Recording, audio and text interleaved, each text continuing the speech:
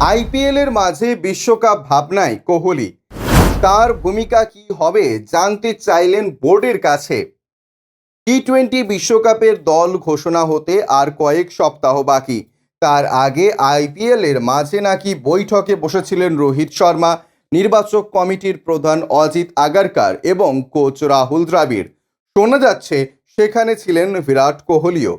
বৈঠকে কোহলি বোর্ডের কাছে জানতে চেয়েছেন বিশ্বকাপে তার ভূমিকা ঠিক কী। জানিয়ে দেওয়া হলে এখন থেকেই সেরকম প্রস্তুতি নিতে পারবেন বলেও আশ্বাস দিয়েছেন। মুম্বাইয়ের সেই বৈঠকে কোহলি এবং হার্দিক পান্ডিয়াকে নিয়ে আলোচনা হয়। বোর্ড চাইছে বিশ্বকাপে কোহলি ওপেন করুক, যেহেতু যশস্বী জয়সওয়ালের খারাপ ফর্ম চলছে, তাই রোহিতের সঙ্গে কোহলি ওপেন করলে দলের শক্তি বাড়বে বলেই মত অনেকের।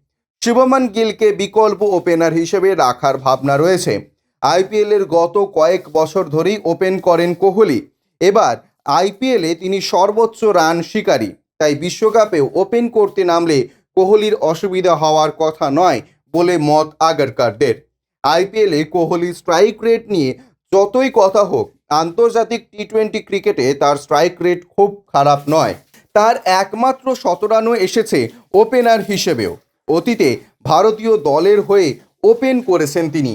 ব্যুরো রিপোর্ট, ইউজে নিউজ।